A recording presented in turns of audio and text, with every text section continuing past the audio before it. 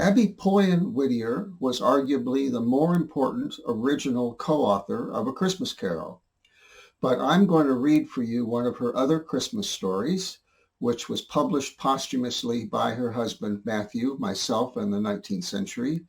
It appeared in the Carpet Bag toward the end of that paper's run in the January 1st, 1853 edition. That paper didn't last very much longer. The editor, Benjamin Penhallow Shillaber, attempted to keep it afloat by turning it into a monthly pocket carpet bag, as you see here. But it so happens that the very last edition of the pocket carpet bag was actually this story. We don't have the back cover of the only existing copy that I know of, which is in the American Antiquarian Society.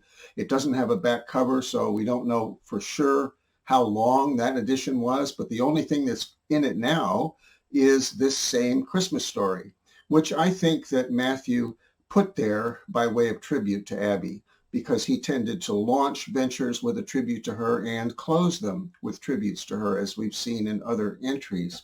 So I'm going to read that. Unfortunately, I don't have a physical copy of either example, either the full-size carpet bag of January 1st, 1853, or the holiday gift edition, it's called, of the pocket carpet bag, the last one. So I'm going to read off of a photographic copy. Now, there's a little bit more background I want to give on this. Abby, I think she wrote without intending to publish, and therefore she wasn't too careful about disguising the identity of people that she was talking about. Quite a bit of this story is borrowed from Mathew's own personal history. So we see here that he runs away and goes to sea, and I'm not sure, but in this story, I think he may even end up in Cuba, see, or maybe one of the other ones that he ends up in Cuba. But anyway, all this is biographical, very loosely biographical for her husband, Mathew. And apparently the Whittier father was rather stern, shall we say, and that also is biographical for Mathew. So she was drawing on his life here. She even calls this character Frank. So without further ado, I'm going to start reading, and I will put the illustrations, which of course Abby never saw. They were done later, probably commissioned by Mathew for the carpet bag. Written for the carpet bag. It's not signed, but I know this is Abby's story by style because Mathew published, 10 or 12 of her pieces posthumously in the Weekly Museum, the Boston Weekly Museum, starting in 1849, 8 years after her death. So this is just part of the series, but for some reason it never ended up in the Weekly Museum and finally ended up in the carpet bag. It didn't quite make it for Christmas. It made it for New Year's. But anyway, A Story for Christmas.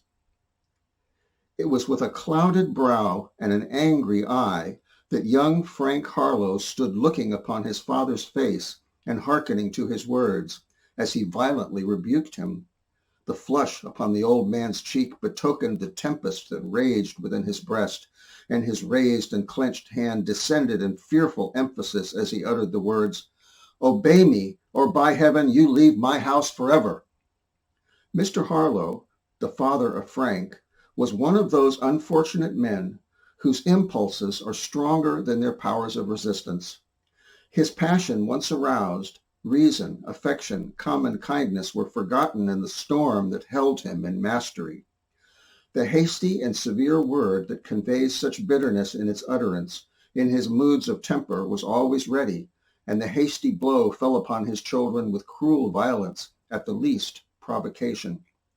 Correction they never received.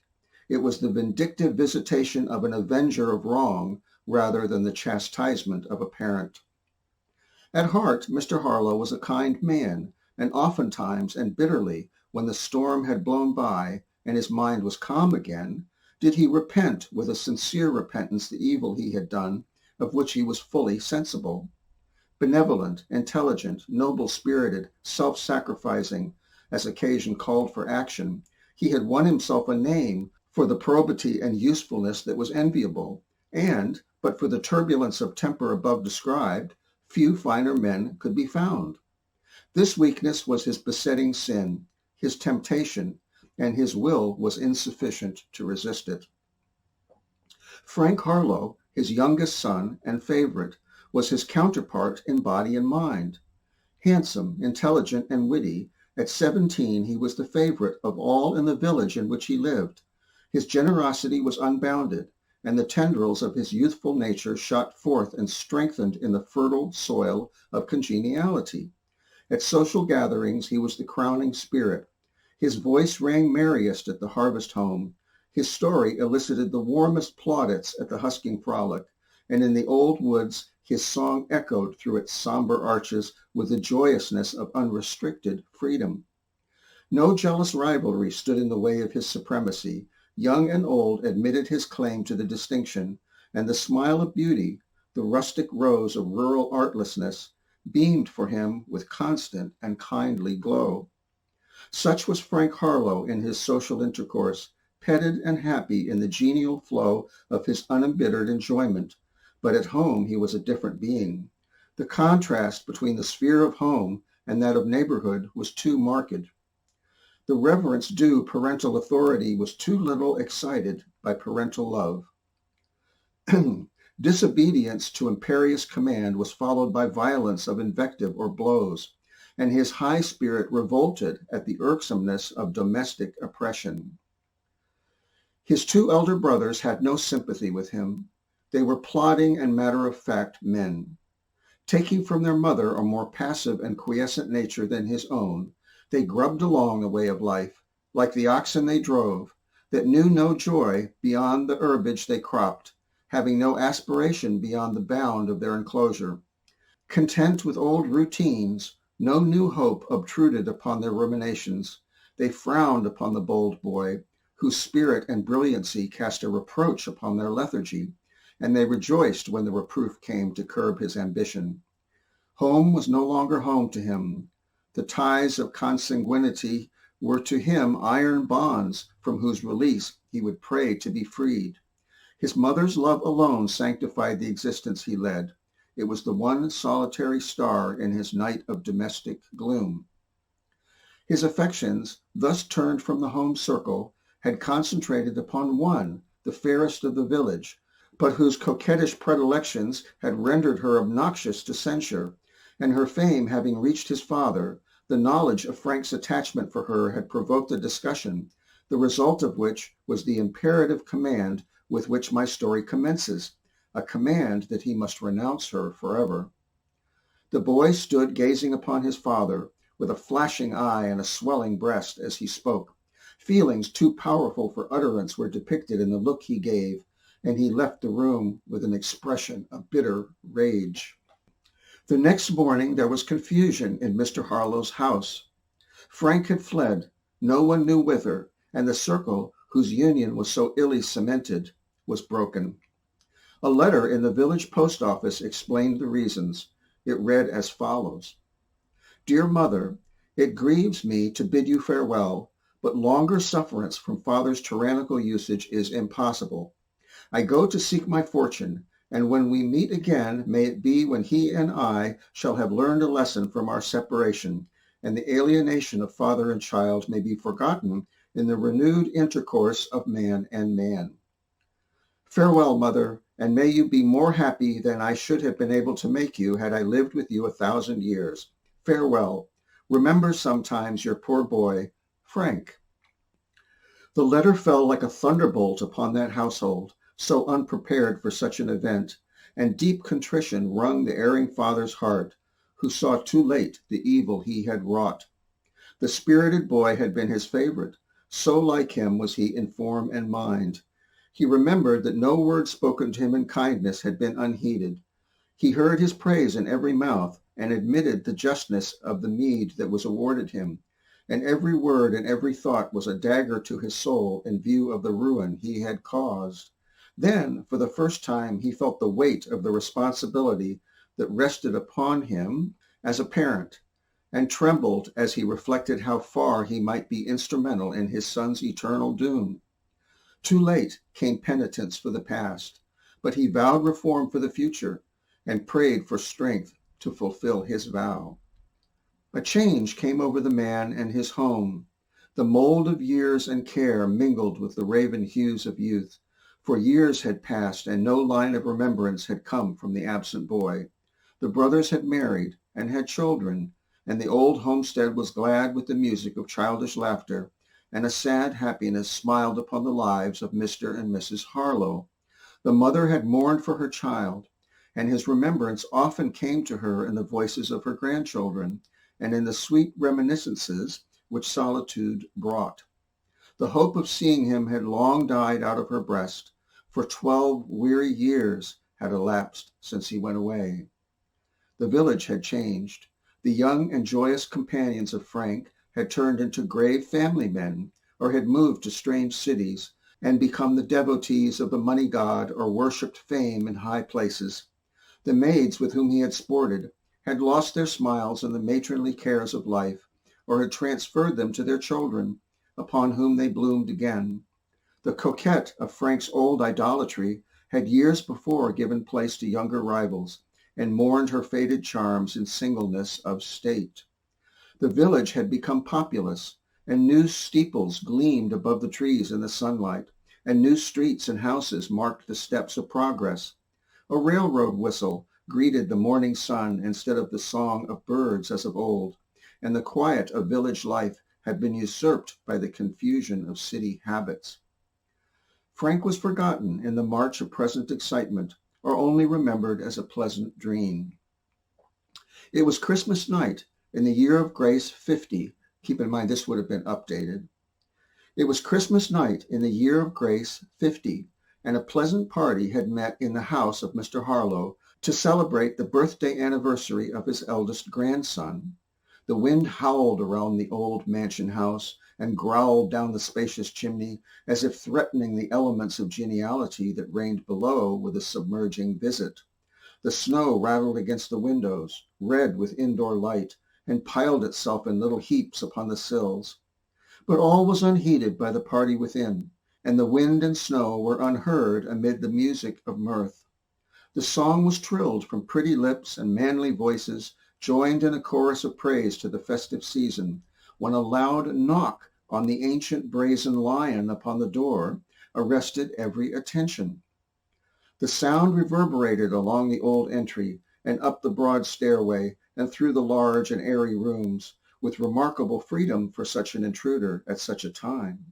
The timid shrunk at the sound, as from a boding of evil, and anxiety marked every face.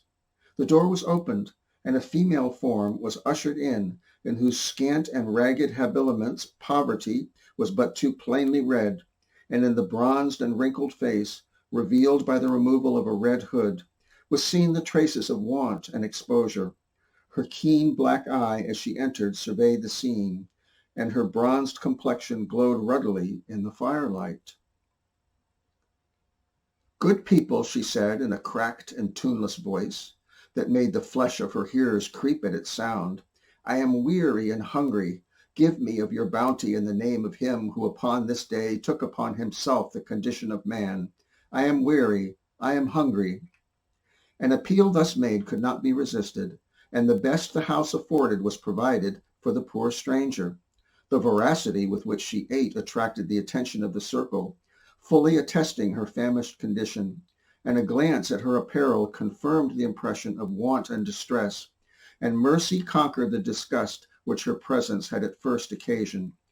Her feet protruded through her travel-worn shoes, and the snow melted from their soles and ran down upon the sanded floor. As soon as her hunger was appeased, she turned to depart, but the voice of Mr. Harlow asked her to remain, and in sympathetic tones reminded her of the inclemency of the night. The woman expressed her thanks gracefully and seated herself by the fireside. The sport went on noisily and happily when it became whispered that the old dame was one of those weird people who tell fortunes by the stars or more ignoble means, and open to view the destinies of men that lay concealed in the future. "Can you tell fortunes, good woman?" asked one of the youngest and boldest. "I have traveled far," replied the beldame, "and I have learned strange arts in my wanderings. The heavens are open to my gaze, and the stars, where the mysteries of fate are hid, are as the printed page. The human palm is to me a key to character. Who will test my power? One by one did the company pass before her, and the prescience she displayed was most marvelous. The lines of the hand seemed pregnant with meaning, and the past life of each individual was read with an accuracy that gave importance to her predictions for the future. Scenes were recalled to many that had long been forgotten, loves that had been disappointed, hopes that had been destroyed, prospects that had been blasted, and many a tear was shed at the recollection of some old grief revealed by the power of that singular woman. At length, Mr. Harlowe presented his hand for examination. Gazing upon it a moment intently, with a voice choked by emotion, she said, "Here is violence and strife. The line of life is crossed by threads of bitterness and woe, and the whole of its deep course is marked by traces of grief. Tears, tears are here, and the lines of penitence and anguish of soul are strangely interwoven with the strong lines of resolution. I see that a deep sorrow is yours, the result of fierce passion, repented of and subdued. Is it not so?" She fixed her eyes suddenly upon Mr. Harlowe's face. It was pallid as death, and the tears stood in his eye. "Yes," answered he, and trembled as he spoke. "God knows my sin, and God knows my repentance. Secret tears have been my portion for years, and oh, what I would not give if the memory of my wrong might be wiped away." He bowed his head upon his hands and sobbed in the anguish of his spirit, and Mrs. Harlowe wept in sympathy with her husband, whose deep grief she had thus discovered, which had long been concealed beneath the calm exterior of philosophical resignation. "Woman," he cried at last, "what is the future of this picture? Is there no balm in store for my wounded spirit?" He grasped her hand forcibly, as if he would have wrung from it an answer to his question.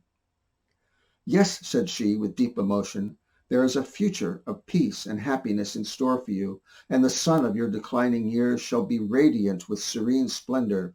And, thank God, who has given me power to verify my prophecy. Father, mother, behold your son!"